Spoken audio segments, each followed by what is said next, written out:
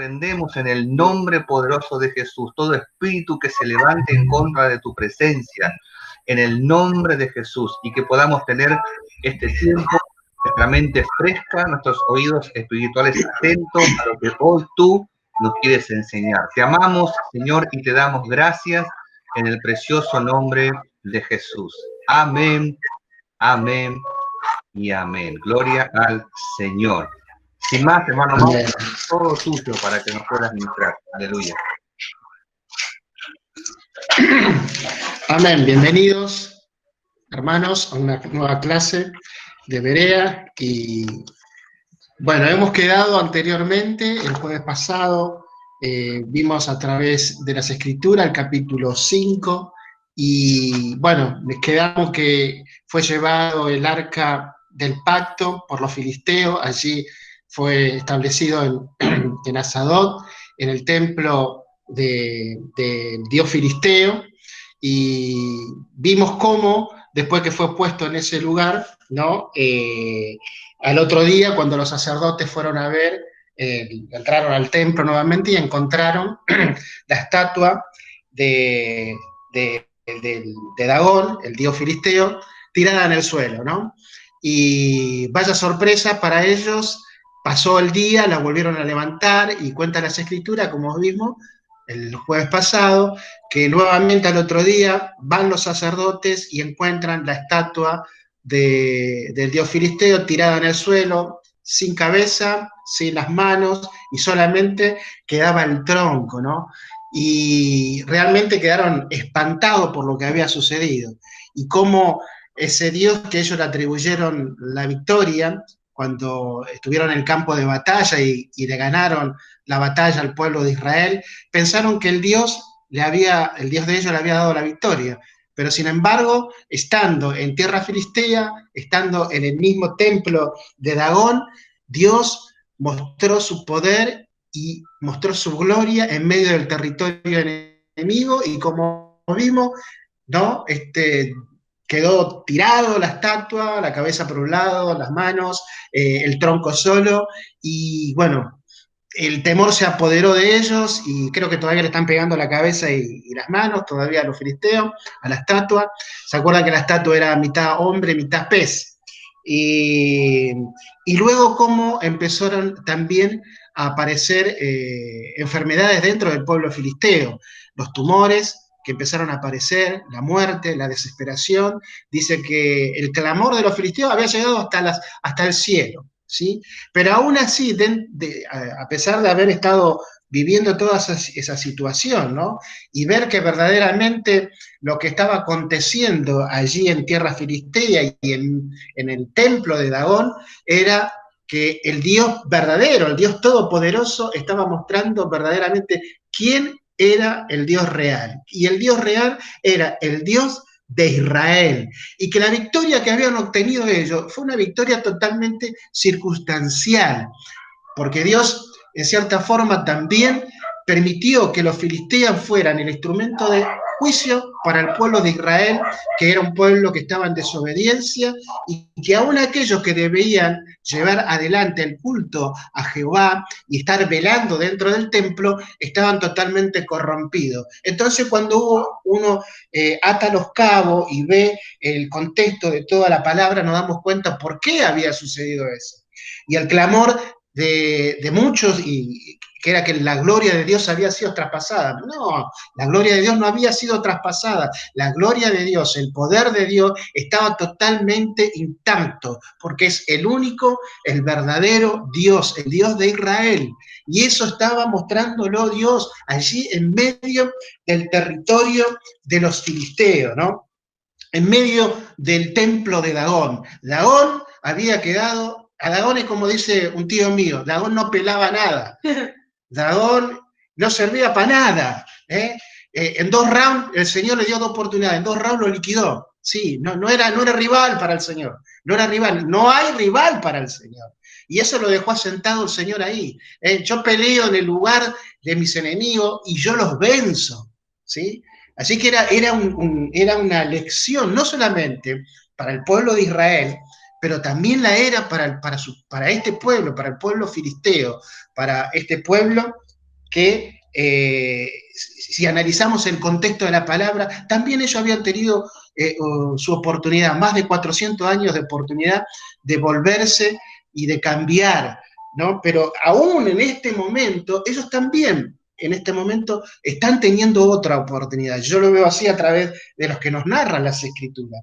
Por eso, luego ellos tratan de sacarse de encima este fierro caliente que es tener el arca del pacto en su territorio. ¿Por qué? Por las muertes. ¿Por qué? Por la desesperación. ¿Por qué? Porque cada vez que pasaban los días se profundizaba mucho más las enfermedades dentro del territorio filisteo. Entonces dice ellos, bueno, vamos a sacarnos de encima el arca. Y el arca que estaba primeramente en Axadó, dice, la enviamos ¿a dónde? A Gad, como hemos visto. Y después de haber estado en Gad, dijeron, bueno, listo, afuera, no lo queremos tampoco nosotros, y la mandaron a Ecrón. Y así se fueron pasando el arca, porque era como un fierro caliente. Y cada vez se agravaba más la situación de los mismos filisteos, ¿sí? La situación empeoraba. Hasta que llega un punto ahora que vamos a ver en el capítulo 6 del libro de Samuel, donde dice el primer versículo que estuvo el arca de Jehová en tierra de los filisteos. ¿Saben cuánto? 7 meses. 7 meses estuvo el arca de Jehová. Es decir, 210 días estuvo el arca de Jehová en territorio filisteo. Y dentro de esos 7 meses, o dentro de esos 210 días que se prolongó la estadía del arca del Señor allí en tierra filistea, produjo un desastre absoluto para los habitantes de aquel lugar. Ya vimos enfermedades, etcétera, etcétera, etcétera, etcétera. Ahora, uno dice, no, ¿por qué aguantaron tanto estos filisteos el arca del pacto allí en su tierra? Si le estaba, todas las cosas le iban mal. Todas las cosas que iban pasando eran malas para el pueblo filisteo. Muerte, enfermedades, clamor, situaciones totalmente desastrosas. Un Dios que no servía para nada, que quedó manco, que lo tuvieron que pegar. Y aún así ellos dejaron pasar 7 meses. Y uno se pregunta, ¿por qué pudo haber pasado eso? Y uno deduce rápidamente, claro, ellos capturaron, ganaron la guerra y capturaron el arca del pacto como un trofeo de batalla, ¿no? Para ellos era que le hemos ganado no solamente a los israelitas, sino que también le hemos ganado a su Dios, ¿no? Porque esa cajita representaba para el pueblo israelita donde Dios se manifestaba, de tal manera de que llegó a un tal punto que los israelitas pensaban que el arca, la caja era la que otorgaba la victoria y no aquel que se manifestaba allí en esa caja, que era el Dios de Israel. Y allí ellos tuvieron, era el botín de guerra, era el trofeo de guerra, por lo tanto no querían entregarlo, ¿no? Pero también por algo muy importante, porque reconocer a los filisteos que lo que le estaba aconteciendo era producto del poder extraordinario del Dios de Israel, y si ellos reconocían eso, no solamente que estaban reconociendo al Dios de Israel como el verdadero Dios, el Todopoderoso, pero que también significaba servir a los israelitas. Por lo tanto, no estaba en sus planes hacer eso. Por lo tanto, estaban sufriendo, estaban muriendo, ¿sí? Y se estaban desgastando, pero aún mantenían el arca del pacto como trofeo de guerra. Y aún así, con todo lo que pasaba, y lo retenían, lo retenían y lo retenían. Y saben, esto es muy contemporáneo, ¿no? Porque la humanidad en este tiempo que nosotros somos contemporáneos y podemos observar, la humanidad también se sigue resistiendo, ¿no? A través de los siglos y a través de los tiempos, a que hay un Dios todopoderoso, un Dios que hace más de 2000 años murió en la cruz por toda la humanidad, ¿sí? Y que dio su vida por amor, pero que aún está ofreciendo una respuesta que es absoluta y verdadera a toda la humanidad, pero aún en este tiempo y con todo lo que hay, se lo sigue sin reconocer. Sin reconocer, sin reconocer. ¿Y saben por qué? Porque la humanidad ha optado, ¿no?, por otros caminos y por otros medios para tratar de aliviar o tratar de traer respuesta al mundo en que nosotros vivimos. Por eso es que las ideologías han fracasado. Por eso que el comunismo en el año 1989 cayó el muro de Berlín y cayó una de las ideologías más poderosas que ha conocido la humanidad. Fracasó. El capitalismo ha fracasado absolutamente porque no ha podido dar respuesta a las necesidades. Y no estamos hablando de las necesidades que el hombre tiene interiormente, si ni siquiera ha podido dar respuesta a las necesidades materiales que el hombre necesita y que aún el hombre tiene necesidad de vivir en paz y en comunión unos con otros. No puede darle respuesta, porque cuando quiso llevar respuestas llevó guerras. Cuando quiso llevar respuestas, llevó bombas. Cuando quiso llevar respuestas, generó guerras civiles en diversos países, y esto aún hoy, en la actualidad. Por eso que nosotros observamos y tristemente podemos ver a lo largo de los años y al transcurrir de los meses, y con pandemia y sin pandemia, podemos observar cómo se llevan adelante los éxodos de diferentes países. Y realmente es triste ver cómo barcos improvisados, balsas improvisadas, tratan de llegar a los países europeos, ¿sí?, del África, y cómo lamentablemente miles de vidas se pierden en medio de los océanos. Y cómo vemos aún en este tiempo que nos toca vivir a nosotros aquí en Centroamérica, en Latinoamérica, tantas miles de personas, producto de la desesperación por obtener un futuro mejor, tratan de emigrar a lugares donde se le ofrece o aparentemente hay un futuro mejor.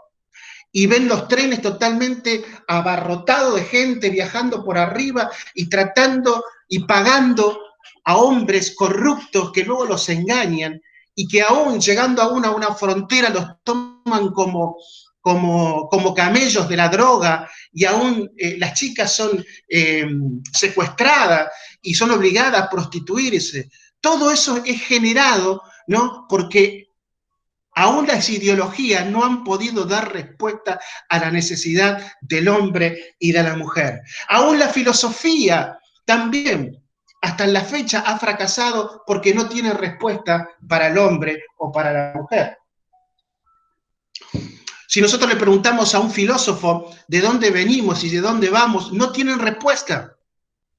No se sabe de dónde venimos, ellos no saben de dónde venimos, tampoco saben a dónde vamos. Y aún hasta este momento, la filosofía y los grandes filósofos siguen buscando la respuesta para eso. Aún las religiones también han fracasado porque han ofrecido dogmas y han ofrecido métodos para poder religar al hombre con Dios, pero que también han fracasado. ¿Saben por qué? Porque solamente hay un camino, y ese camino se llama Jesucristo. Porque Jesús dijo: yo soy el camino, yo soy la verdad y yo soy la vida. El que a mí viene, yo no le echo fuera, porque Jesús no es religión, porque Jesús no son una serie de dogmas o de métodos. Jesús es una persona, Jesús es comunión, Jesús es relación, Jesús quiere entrar a la vida para cambiar lo que hay adentro, para posteriormente esa nueva naturaleza que el hombre o la mujer pueda adquirir, pueda salir hacia afuera y allí verdaderamente producir cambios, no solamente cambios en su vida, cambios en lo que los rodea y cambios en la sociedad en la cual le toca vivir. Aleluya. ¿Sí? Y esto es lo que pasa al hombre, lo mismo que los filisteos, no querían reconocer. Y a veces hablábamos en cierta forma el otro día y contábamos cómo no, cuando hay personas que ven verdaderamente cambios extraordinarios, ¿no?, en personas que cotidianamente o tienen una relación personal con ciertas personas y han visto lo que Dios ha hecho en varias personas, incluido vos y incluido yo. Y han visto, sí, verdaderamente vemos que vos tenés un cambio extraordinario, no sos la misma persona de antes, ya no pensás lo mismo, no haces las cosas de antes, ahora reaccionás de otra manera. Hemos visto cómo Dios también ha hecho milagros en otras personas y se ha manifestado con milagros, pero aún todavía me resisto y me resisto, ¿sí? El hombre ha puesto todo la mirada central en el mismo hombre, lo que nosotros conocemos como humanismo. Y se cree que el hombre tiene la solución para todos los problemas y para todas las dificultades y para todas las cosas malas que pasan el mundo actual, pero sin embargo también ha fracasado totalmente. Por eso nosotros levantamos la bandera y como Dios, así como se manifestó en los filisteos y se manifiesta de una manera amorosa, de una manera diferente, abriendo sus brazos y diciéndole a la humanidad, aquí estoy para ustedes, ¿sí? Y la iglesia se ha convertido en el instrumento de llevar adelante este ministerio que se llama Ministerio de Reconciliación. Ministerio de Reconciliación. Ahora, se puede conocer la verdad y se puede abrazar la verdad. Vos sos un testigo de que eso se puede hacer. Yo soy un testigo que nos podemos encontrar con la verdad y que podemos abrazar la verdad y que podemos, aún con nuestras debilidades y con nuestras confusiones que tenemos cuando empezamos, pero hemos abrazado la verdad y Dios se ha manifestado y hay cosas que han cambiado para siempre. Y esto es así. Y ellos los filisteos, vamos a ver que ellos conocían la historia de Israel, conocían muchas de las cosas que el pueblo de Israel había vivido a lo largo del tiempo y de lo que Dios había hecho en medio de ellos, y que ellos también tenían una oportunidad en este momento. ¿Saben por qué? Porque nosotros hemos visto en otras oportunidades también, estudiando las Escrituras, ¿ustedes se acuerdan del pueblo gabonita?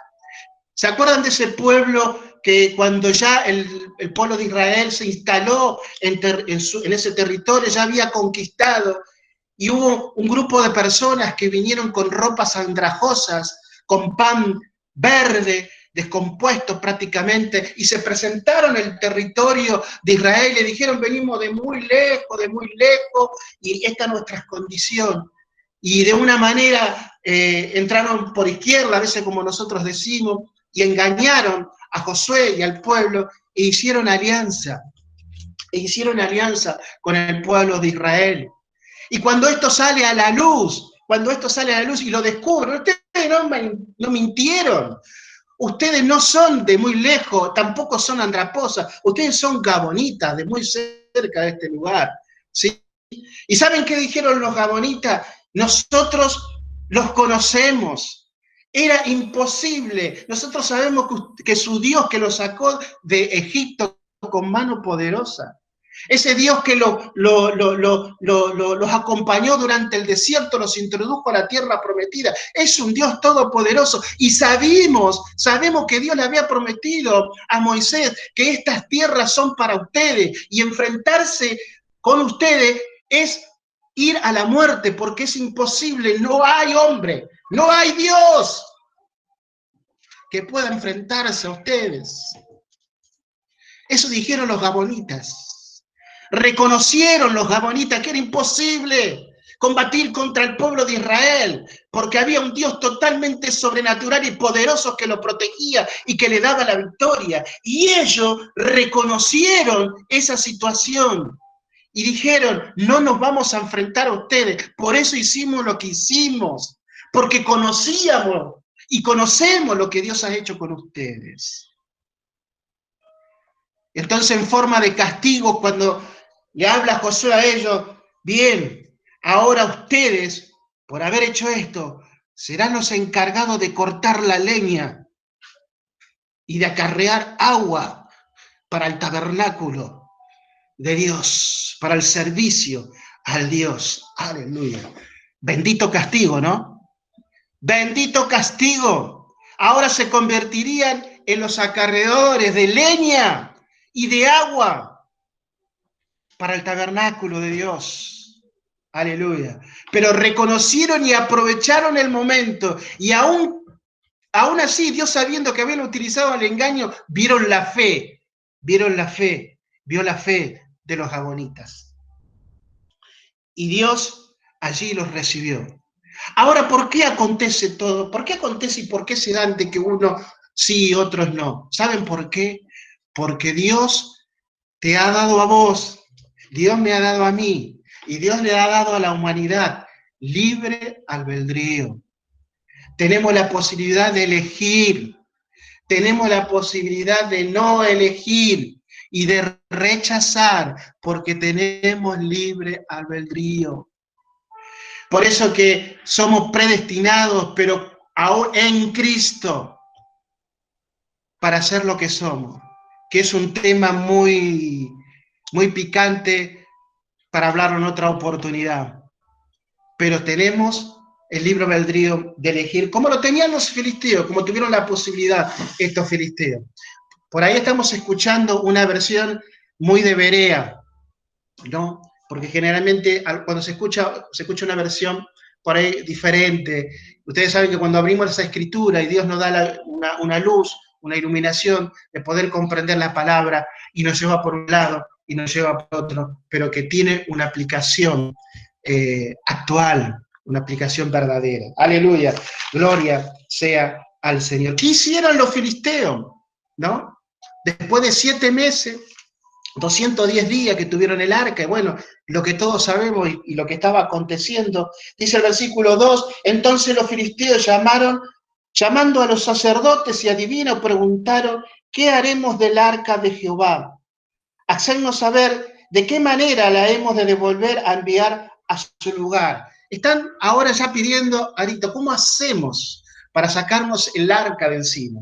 ¿Cómo hacemos para liberarnos del arca del pacto? Entonces llaman a sus sacerdotes, a sus adivinos, sus brujos, y ellos dijeron, versículo 3, si enviáis el arca de Dios de Israel, no la enviéis vacía, sino pagadle la expiación. Entonces seréis sanos y conoceréis por qué no se apartó de vosotros su mano. Y ellos dijeron, ¿y qué será la expiación que le pagaremos? Ellos respondieron conforme al número de los príncipes de los filisteos, 5 tumores de oro y 5 ratones de oro, porque una misma plaga lo ha afligido a todos vosotros y a vuestro príncipe. Los sacerdotes de Dagón están reconociendo, en cierta forma, que lo que le estaba aconteciendo era porque Dios, el Dios de Israel, estaba ejecutando su juicio sobre ellos. Pero cuando nosotros vayamos un poco más abajo, nos vamos a encontrar que tanto así no era, ¿no? Y ahora ellos están tratando de, a su forma y a su modo, tratar de aliviar la mano de Dios sobre el territorio filisteo y aún sobre sus propios dioses. ¿Por qué? Porque a su forma y utilizando sus métodos, están de cierta forma haciendo los tumores de oro, los ratones de oro, ¿no? Para aliviar todo esto que le estaba aconteciendo. En cierta forma y definitivamente, lo que ellos están tratando de hacer es comprar la expiación. Ellos lo que están tratando de hacer en este momento es comprar en cierta forma el favor de Dios, para que Dios se retire con todo lo que le estaba aconteciendo a ellos, para que Dios saque las enfermedades, para que Dios se retire de ese lugar y para que ellos puedan vivir en paz. En cierta forma están tratando de comprar el favor de Dios a su manera, con ratones de oros, con tumores de oros, diciendo y reconociendo en parte de que esto viene por parte de Dios como juicio, pero al haber tratar de comprar ese favor de Dios con estas cosas que nada tenía que ver con el Dios de Israel, que nada tenía que ver con el Dios de Israel, que estas cosas Dios no las veía como buenas, pero que ellos a su manera trataban de comprar el favor de Dios. ¿Saben qué? Y aún en la actualidad, ¿cuántas personas hay que las pasan mal? Yo te pregunto hoy, ¿cuántas personas conocés vos de que están viviendo situaciones muy particulares, ¿sí? Y que obviamente no damos nombre, ni tampoco decimos qué es lo que le pasa, pero que han pasado meses y años y se encuentran en la misma situación. Muchos se encuentran desesperados porque las cosas no les salen bien, y porque usted ve una casa, y porque usted ve un auto, y usted ve cosas que parecieran ser totalmente normales, pero que dentro de ese hogar hay,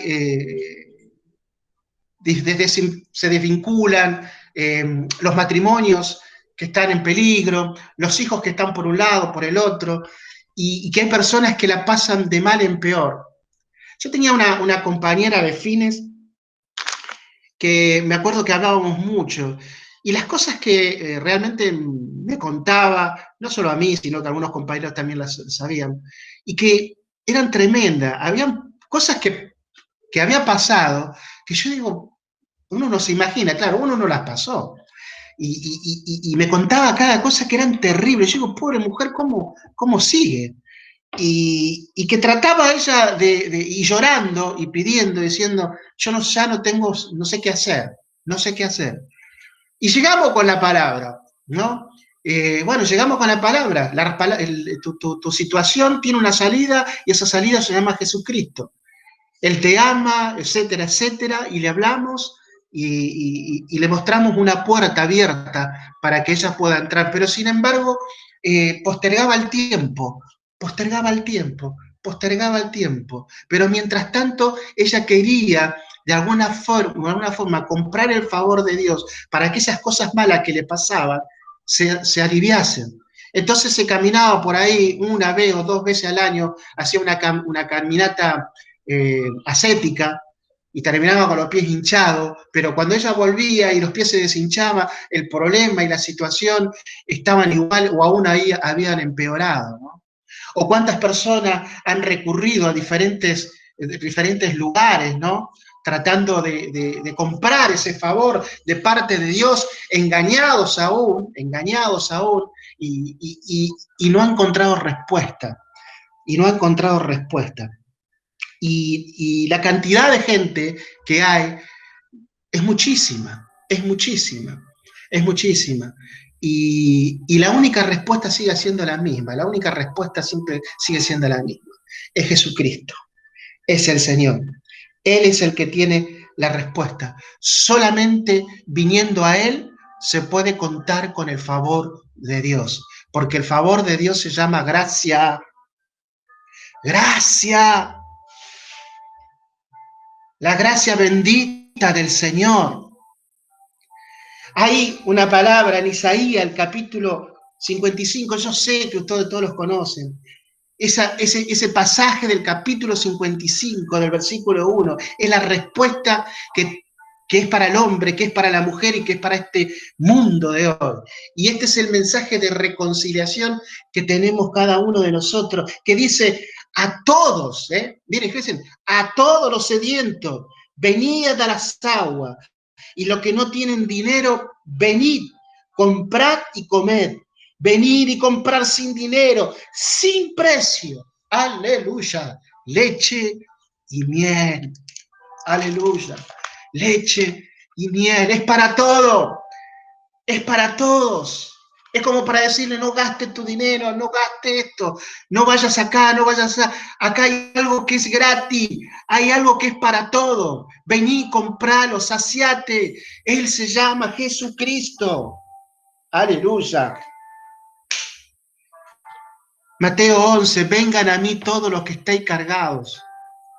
Si estás trabajado, vení que yo te voy a hacer descansar, dice Jesús. Lleven mi yugo sobre vosotros. Mi carga es ligera, dice el Señor. Aprender de mí que soy manso y humilde de corazón, y van a hallar descanso para vuestras almas. No hay método, la palabra siempre es la misma. La salida siempre es la misma. no dogma, no hay cosa mágica, es Jesucristo. Y esto se llama gracia, gracia, favor de Dios, que no lo merecíamos, pero por amor lo hemos recibido y lo hacemos conocer por gracia, por amor para aquellos que están afuera. A la verdad, la mies es mucha, más los obreros se siguen sumando. Si son pocos, se siguen sumando. Y quiero más, que se sumen, pero para mi propósito, que es lo que está afuera. Porque mi gracia es para ellos. Son para los que no tienen paz. Porque cuando tomó el rollo, el libro de Isaías, el Señor dijo, el Espíritu de Dios está sobre mí. Aleluya, para anunciar las buenas nuevas a los pobres, a los quebrantados de corazón, a los que están en cárceles, a los que están atribulados. Yo vine por ellos, yo vine a hacer esta obra. Y esta obra hoy la tenés vos, Omar, la tenés vos, Joana, la tenés vos, Walter, la tenés vos, Steffi, la tienen ustedes, chicos, cada uno de los que estamos allí escuchando esta noche de Berea. Vengan a mí todos los que estén cargados y trabajados. Y aún dentro de nuestro campo, dentro de nuestro ambiente, dentro de las congregaciones, de las iglesias, la iglesia es una sola, pero nombramos congregaciones.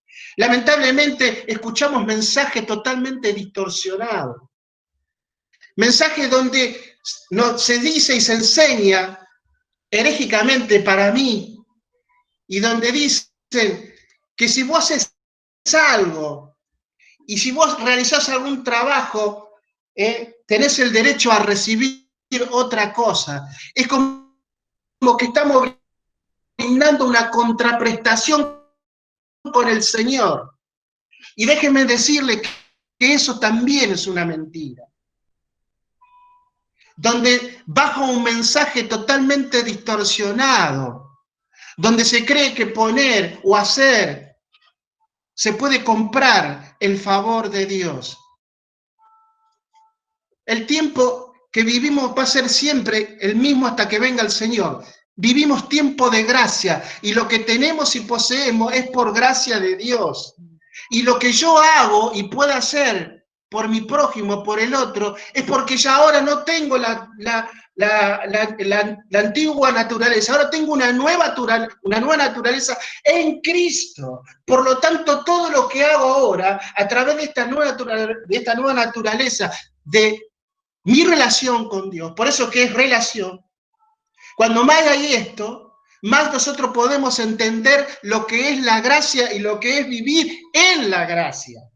Y nos damos cuenta que lo que hacemos y lo que nos moviliza tiene que ser por amor al otro, por amor al prójimo, por amor a vos, que sos mi prójimo, porque tengo al lado, porque tengo a mis vecinos, por el otro. Ese es el prójimo.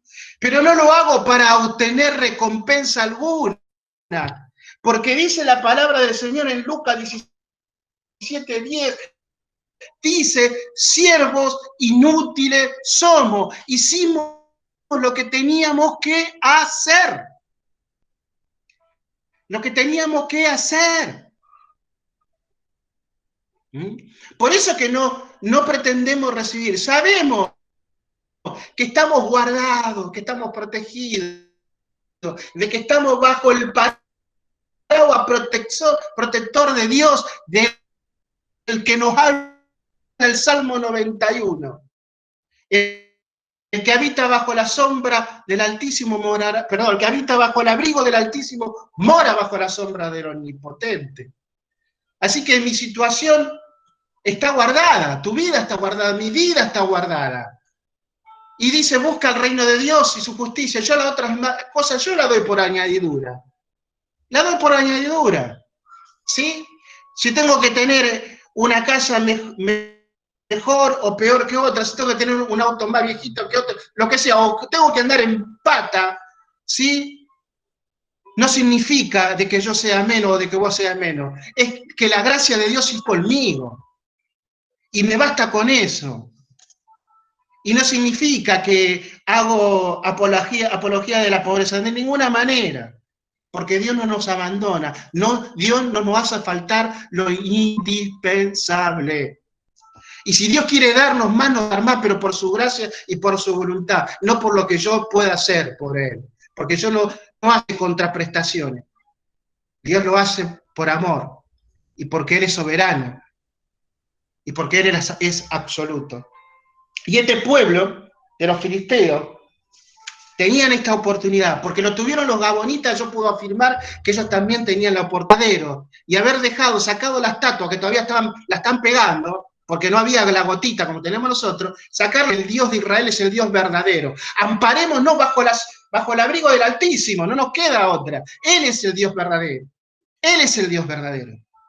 Pero sin embargo, se resistieron, ¿sí? Se resistieron una y otra vez. Entonces dice un poco, para ir terminando, es largo, pero el reloj va corriendo, y dice: haréis pues figura de vuestros tumores y de vuestros ratones que destruyen la tierra, y daréis gloria a Dios de Israel, quizá sobre vuestros dioses, y de sobre vuestra tierra. ¿Por qué endurecéis vuestro en su corazón? Después que lo que habían tratado así, ¿no los dejaron ir y se fueron? Haced pues ahora un carro nuevo, y tomad luego 2 vacas que críen, a los cuales no haya sido puesto yugo, y uncid las vacas al carro, y haced volver sus becerros detrás de ella a casa. Tomaréis luego el arca de Jehová y lo pondréis sobre el carro, y las joyas de oro que le habéis de pagar en ofrenda por la culpa. La pondréis en una caja al lado de ella, y la dejaréis que se vayan. Y dice el versículo 9, bueno, paremos un cachito acá. Bien. Entonces, ¿qué deciden ellos? Vamos a mandar el arca del pacto, pero lo vamos a hacer de una manera piola. Vamos a probar acá, ¿eh? Vamos a hacer una treta nueva. ¿Y qué hacen ellos? Van a traer 2 vacas, ¿sí?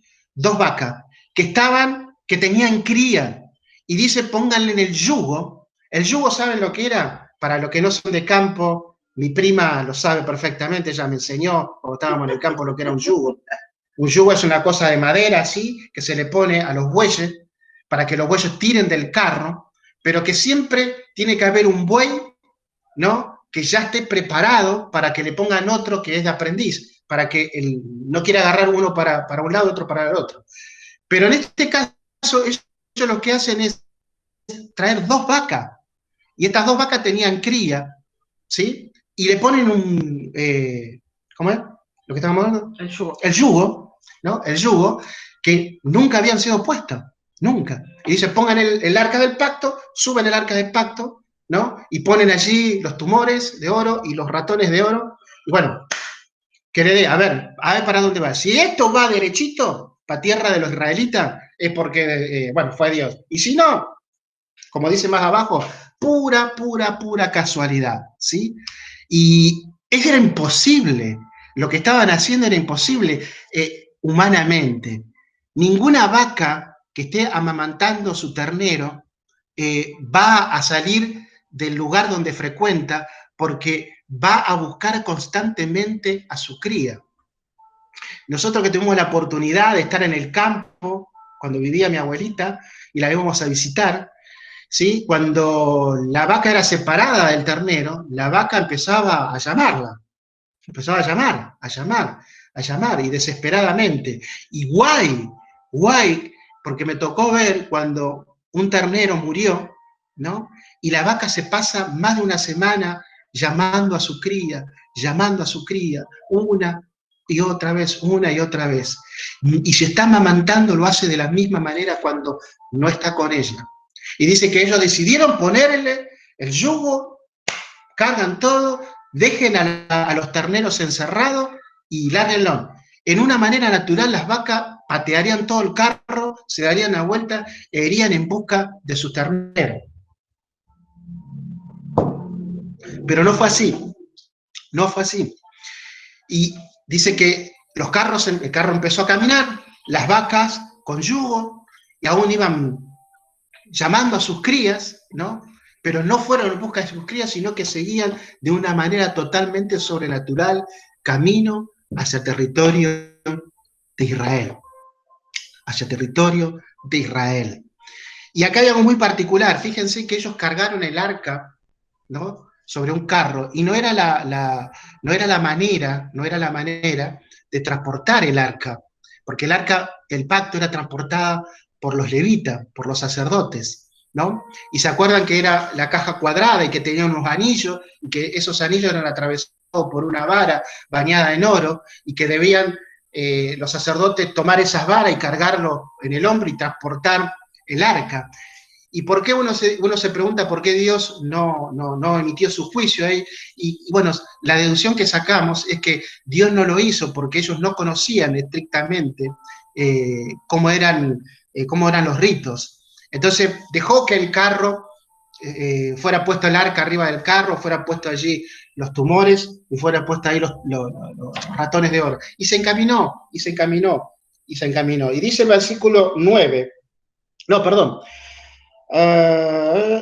Bueno, vamos al 9. Y observaréis si sube por el camino de su tierra a Beth-Semes, territorio israelí, él no ha hecho este mal tan grande. Y si no, sabremos que no es humano lo que nos ha herido, sino que esto ocurrió por un accidente, tumores, muerte, la estatua tirada en el suelo, luego sin mano, sin cabeza, con un tronco, y todavía estos hombres están hablando que todo esto puede ser producto de la casualidad.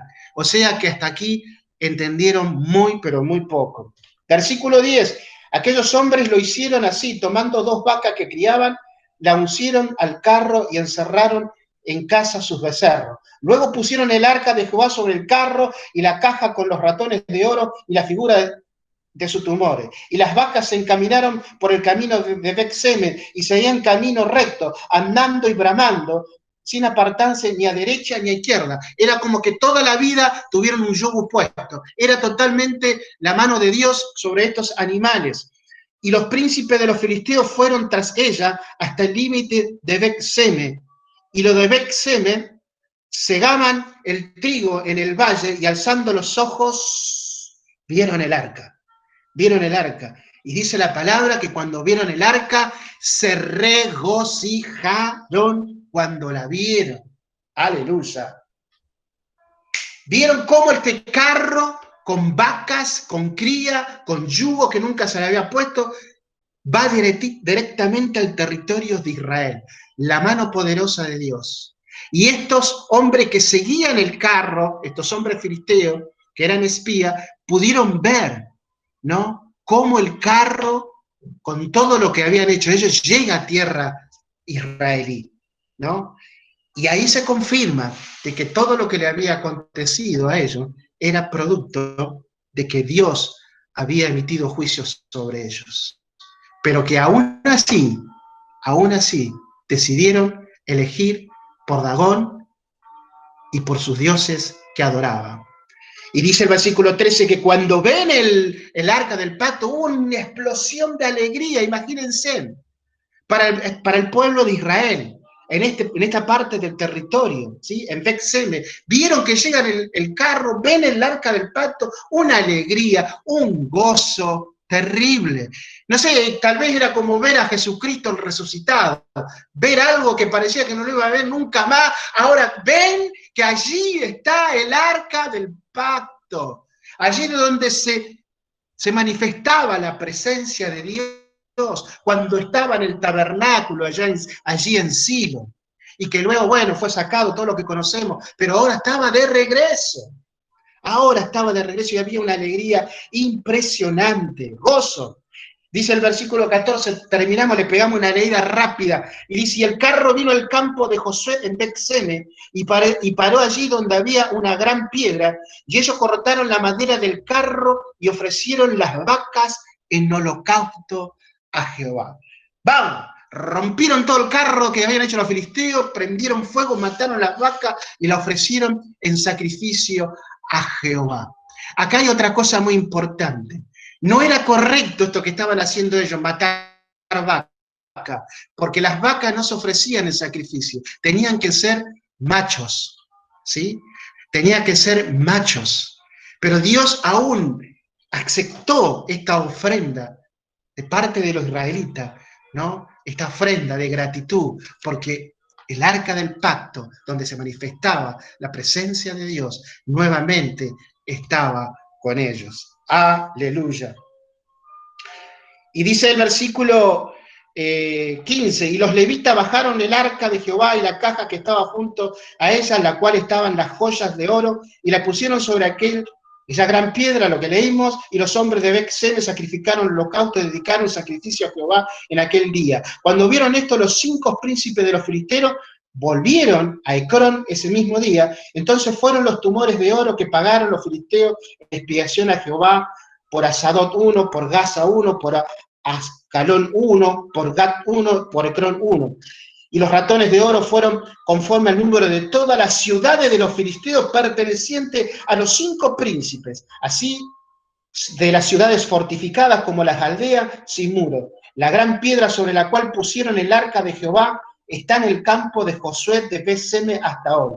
Entonces Dios hizo morir a los hombres de Beth-Semes porque habían mirado dentro del arca de Jehová. Hizo morir del pueblo 50.070 hombres, y lloró el pueblo porque Jehová lo había herido con gran mortandad. Y dijeron los de Beth-Semes: ¿quién podrá estar delante de Jehová, el Dios santo? ¿A quién subirá desde nosotros? Y enviaron mensajeros a los habitantes de Kiriat Jearim, diciendo: los filisteos han vuelto el arca de Jehová, descended pues y llevarla a vosotros. Después de todo lo que hemos visto, nos encontramos con aparentemente un final feliz, pero luego nos encontramos nuevamente con algo tremendo, ¿no? Por la necedad de parte de estos hombres curiosos que quisieron ver lo que había dentro del arca, ¿no? Lo que sabemos que había dentro del arca era la vara de Aarón, las tablas de la ley y el maná que Dios le dio allí en el desierto todos los días durante los 40 años. Y era algo que ellos no podían hacer, no les estaba permitido. ¿Y por qué Dios terminó matando a tantísima gente? Era porque ellos conocían, ¿verdad? No como los filisteos. Ni los filisteos se atrevieron a mirar lo que había dentro del tabernáculo. Sin embargo, ellos, conociendo que eso no se podía hacer, incurrieron nuevamente en la desobediencia. Y Dios, como es un Dios justo y no puede, si bien Dios se vuelve en este relato, vemos que emitió ese juicio sobre estas personas, ¿no? Y hubo esta mortandad hasta que decidieron, ¿no?, avisar que el arca del pacto había vuelto.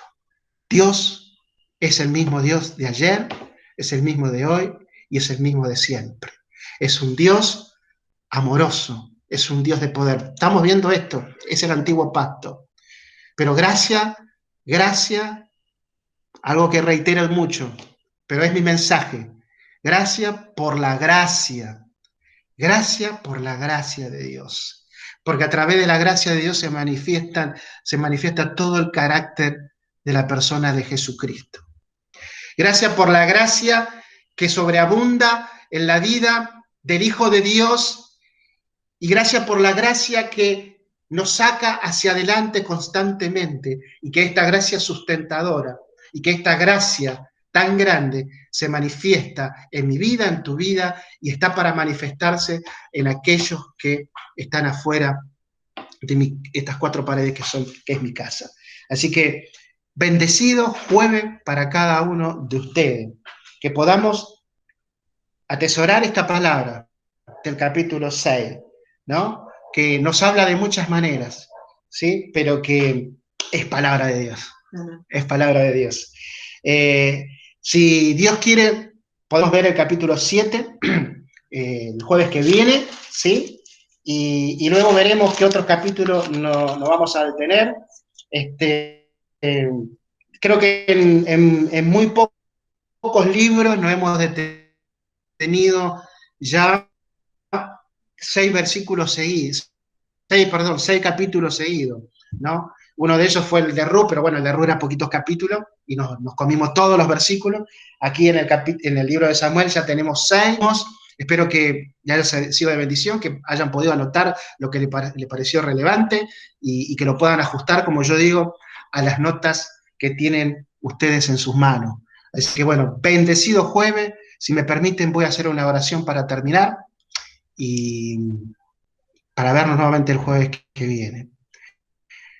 Oremos al Señor. Padre Celestial, en el nombre de Jesús, te damos gracias esta noche, Señor, por darnos esta oportunidad de estar, Señor, alrededor de tu palabra, Señor, y poder indagar en ella, Señor, y poder aprender, Padre Celestial, estas maravillas, estos tesoros que tú tienes para los tuyos, Señor amado, y que tú nos das la luz, nos ilumina para poder entender estos textos, Señor amado, que nos hace ver el Espíritu Santo, Señor, que son de bendición para mi vida y que pretendo que sean de bendición para cada hermano que esta noche se ha enganchado, Señor, a través de este medio de internet, Señor.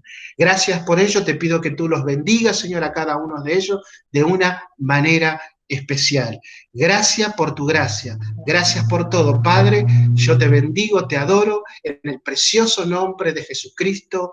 Amén, amén y amén. Que el Señor les bendiga.